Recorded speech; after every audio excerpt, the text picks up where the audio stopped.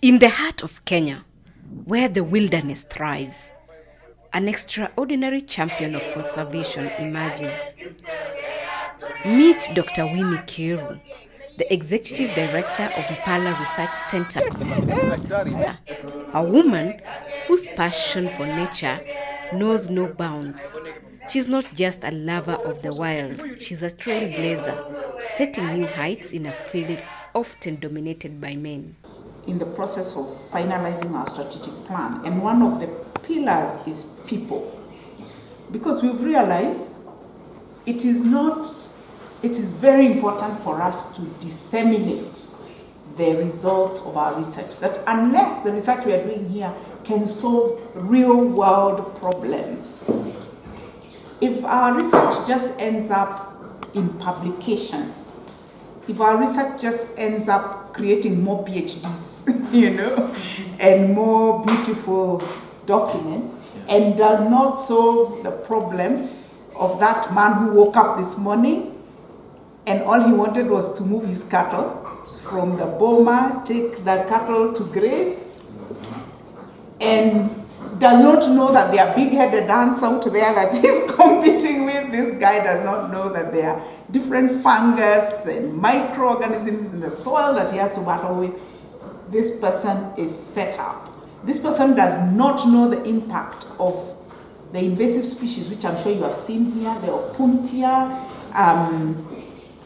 and other plants that were introduced here.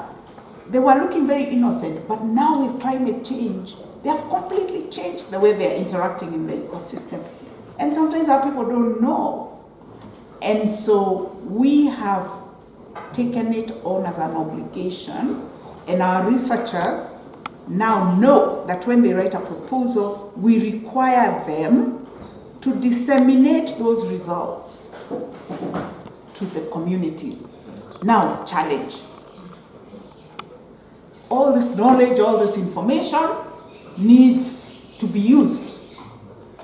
Our people, they're already stressed just waking up in the morning and staying alive. So we need synergies, we need to collaborate with others, county government, development organizations, those who now work in agricultural, maybe production people, so that we can now use targeted interventions by those who have the resources, who work in community development, that our research starts to inform how, for instance, they discuss livestock production. Our research should be able to inform how they advise farmers on movement and disease. Having climbed Mount Kenya 3 times, she now leads the country's prestigious research center, becoming the first woman to hold such a critical position. Last time I hiked up Mount Kenya, I was raising money to conserve colobus monkeys at the coast in Diani.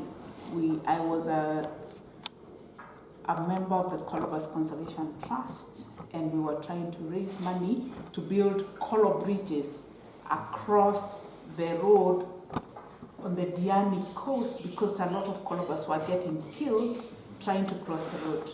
Colobus are arboreal, meaning they live on top of trees, and they're very awkward on the ground.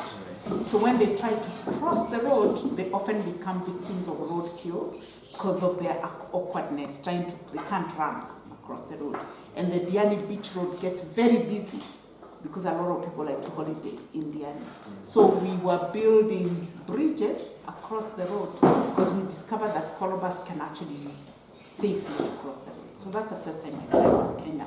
The second time I hiked up Mount Kenya, I was fundraising for a church, the Ridgeways Catholic Church on Kiambu Road.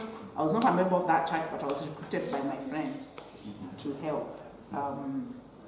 And so it was part of that. The third time I hiked up Mount Kenya, I motivated my colleagues from the Kenya Association of Women in Tourism. Her vision for the Theala Research Center is bold, aiming to transform communities through sustainable initiatives. We can do more. we can certainly do more. We can invite more people in the community to work with us. When we have, for instance, a census, a giraffe census, we want to see the mamas from Olgaboli coming here with their shukas, with binoculars. We teach them how to use them. We show them this is how giraffes interact. They know a little more about giraffes. They already know a lot. They could probably teach us quite a lot, but there's still some stuff you can correct. I think research is one of the ways to protect wildlife and wild spaces, because data, information, is what guides planning.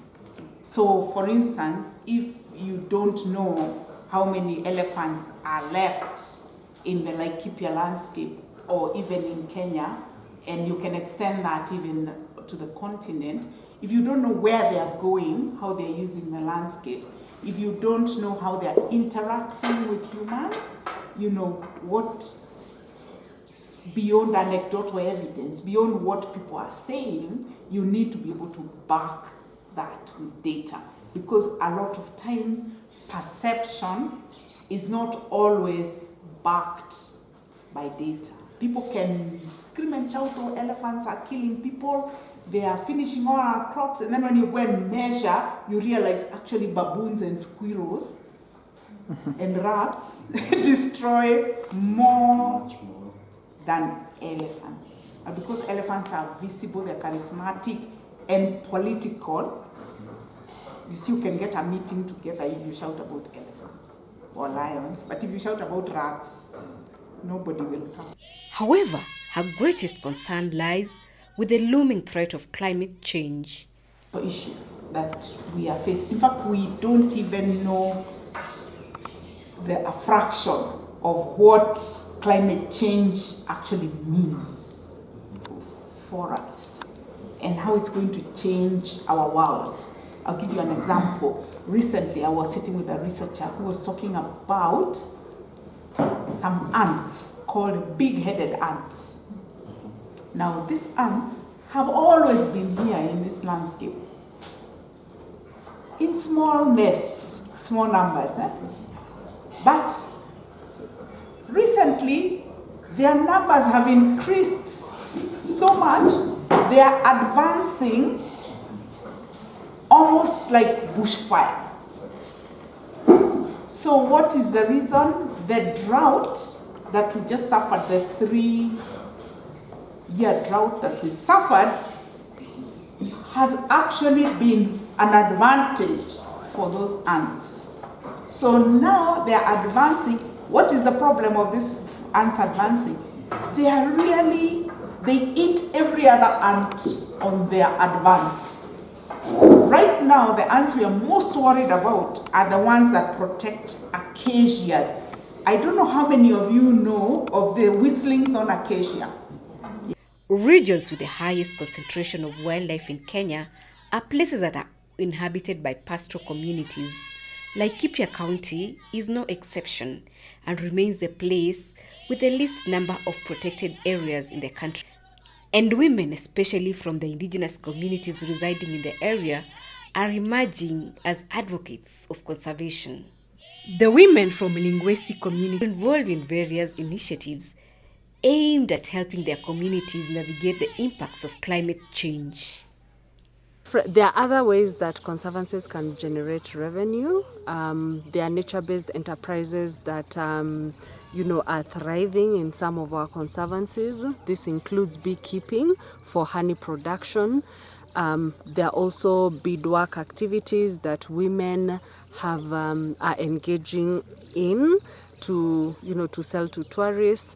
There are also other enterprises that women are also getting more support in. In Taita Taveta, for example, we have women who are doing basket weaving and selling their baskets to international markets. In northern Kenya, we have seen beadworks also doing very well and women getting paid for that.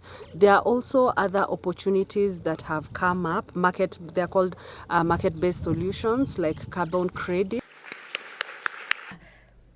And at the international stage where leaders and activists gather for crucial global meetings on environmental issues, women from indigenous communities want their voices to be heard as they play a crucial role in conservation. We call on them to ensure effective and meaningful participation of African indigenous peoples in all development agendas and high-level decision-making processes such as the African Climate Summit. And in a world where conservation and gender equity meet, breaking barriers and preserving nature go hand in hand. Caroline Tomno, CAS TV.